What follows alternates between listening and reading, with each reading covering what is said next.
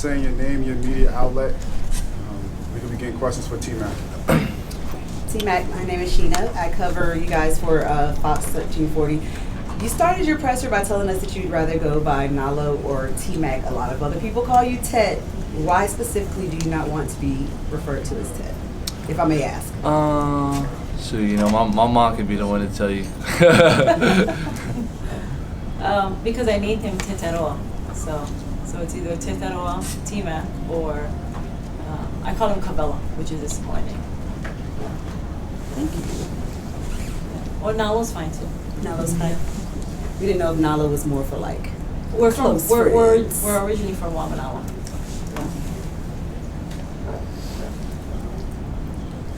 T-Mac, just how has the past 20 hours or so been?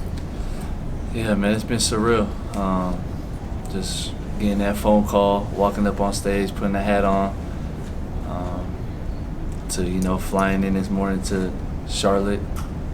It just feels surreal, and I'm just I'm super grateful, super blessed just to be in the position I am in, and I'm so thankful.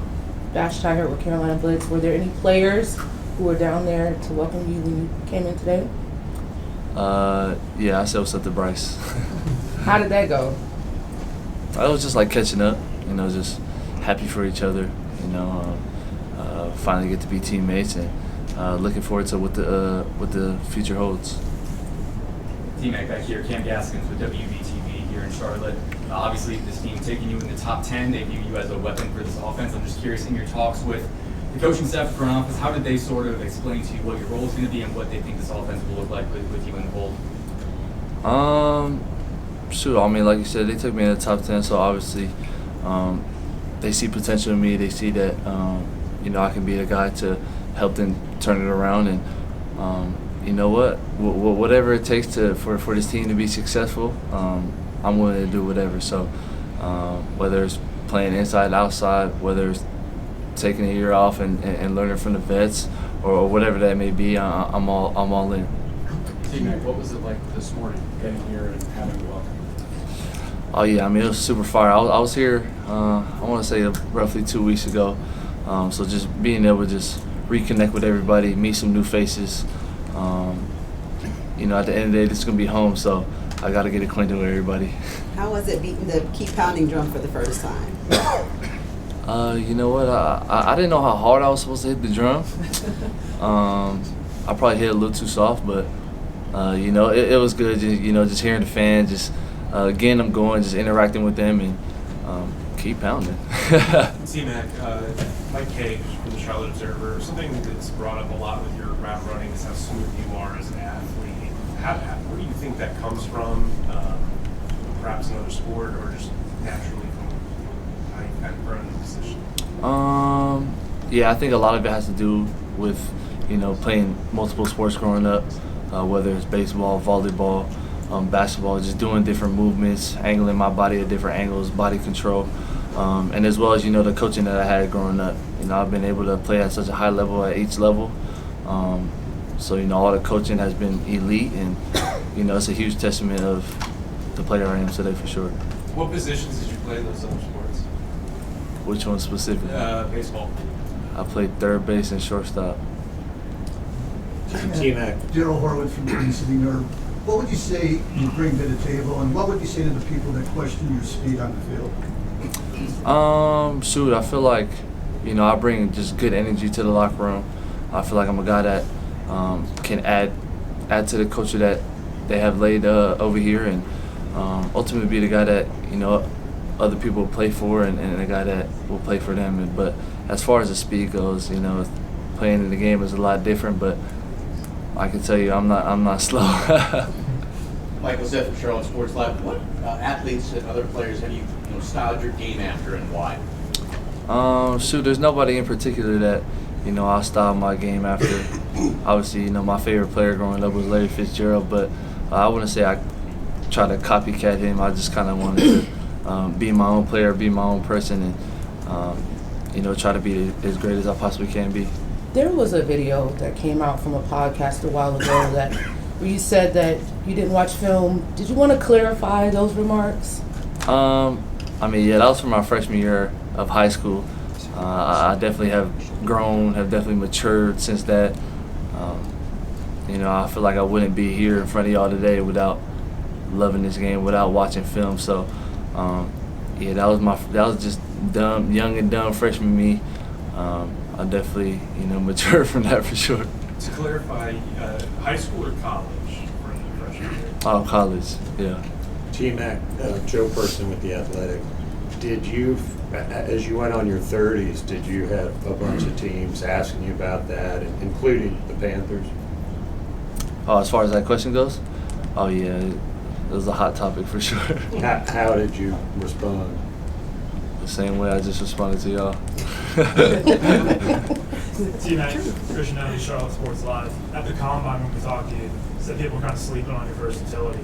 What do you say to them now, and what do you think about playing on the outside opposite Xavier Legette, or maybe on the inside where Thielen or Coker play? So, you know, at the time I said that, obviously, you know, I was just trying to get my point across, but, you know, I finally found home, and it's here in Charlotte, so, you know, I'm looking forward to just being in that receiver room, playing alongside whoever that may be, catching the ball from Bryce, having one-on-one battles in practice with J.C. Horn. I mean, man, I'm just so excited to be here, man. Like I said earlier, this is home, man, and I'm looking forward to it. Have you had the chance to talk to X or Adam?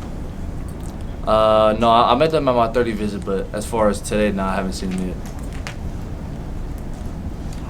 T-Mac, Mike Solarkis, Spectrum News 1. Do you owe Bryce Young a finder's fee for talking you up to Panthers brass and draft you? I'll take him out to dinner. How critical, though, is that relationship for you? Because you talked about it a little bit last night. Yeah. And when it sinks in, this feels like the two of you are bonded, even though you're a couple years apart. Yeah, I mean, we both from Kaale. Got the chance to play against each other in high school. Just been seeing each other's growth as far as men and football players, and you know, just as a receiver, you know, it's a compliment to have a quarterback that trusts in you already. And you know, at the end of the day, I still got to come in here and earn his respect, earn his trust. But you know, he believes in me, and that's all I need in my quarterback. Tetairoa, Alex Zettler with the Charlotte Observer. Sorry for not introducing myself earlier. You're the 6th Hawaii-born player to get drafted in the first round of the NFL draft. Did you know that, firstly? I didn't. I appreciate that. Just as you're absorbing that, what does that mean to you? Oh, I mean, yeah, that's fire. Obviously, you know, I'm here today because of the Polynesian players that came before me. You know, at the end of the day, they laid the foundation and set the precedence for me to be where I am today, for me to be successful in this game. So, you know, at the end of the day, I'm a reflection of all the people who came before me. So, I mean, yeah, it's a proud honor. I mean, I said it on the stage, like, man, I'm just trying to make the Polynesian people proud, and you know, I'm happy that I can be a reflection of our culture. T-Mac, Nick Carboni from WCNC Charlotte. You're coming here to play for a head coach that is a former college receiver and wide receivers coach himself. What's kind of been your impression from talking to him over the last couple of weeks of his excitement to add to the offense? I mean, yeah, I love him. Just when I first met him at the Combine to 30 visits to today, he actually, shout out him, he gave me this lay. But yeah, I mean, he's also another Kaale kid from Carson. You know, we joke about, you know, bleeding blue, and we definitely bleed in blue now. But I'm super excited to play for him, man. He's a great dude. I know he'll be a great coach, and just ultimately be just a good role model, good father figure for me. Well, what did it mean to get that from him today, that lay? Oh yeah, we exchanged lays. You know, I had to lay him too. Yeah. He also did it for me. So we already got a little chemistry going on, I guess. T-Mac, why number 4 at Arizona and the number 4 at Arizona, and do you plan on wearing that here? And if so, what does it mean? Honestly, I wore 4 in high school just because my number got taken, so I had no. I was like, that's the next best option. And as far as, you know, wearing the number here, you know, I don't know. We'll see what happens. What was the number before that you wanted? 11. T-Mac David, ESPN.com. What separates you from any other receiver they have on this team? I'm not going to answer. T-Mac, what did you know about Charlotte before you got here? You know, I actually learned that they don't call it downtown, they call it uptown. so that's the one thing I learned for sure. I'm gonna just go with that one. I feel like I got some brownie points for saying How that. did you learn that? Was that something that you found out on the ride here, or? Little birdie. We got time for a few more. T-Mac, could you maybe expand on what you told us last night about those workouts with Bryce or the throwing sessions? Like, did he invite you to meet him there? Like, how did that kind of happen? And I know it's a place where a lot of guys train. Yeah. Could you take us kind of through how that got set up and what that was like? Shoot, to be honest with you, yeah. Bryce trains at 3D QB. They got a lot of, that's a good little quarterback little thing going on over there. And obviously my college quarterback, Noah Fafita, he trains over there. And we just so happened to be in Kaale at the same time. And I pulled up to just get some work in with TJ and just catch the ball. And, you know, Bryce was there. I was like, man, let's get it on. Did you end up doing it for several days that week or a couple weeks, or how many sessions? You know, unfortunately, it was only one day, but now we got a lot of days coming up. What do the next few days look like for you as you prepare for rookie minicamp? Shoot, well, I'm gonna go home to Hawaii, just spend time with my family, just enjoy, brace it all in. But I mean, after this weekend, you know, we got to get to work. You know, I know rookie minicamp is in 2 weeks from yesterday, but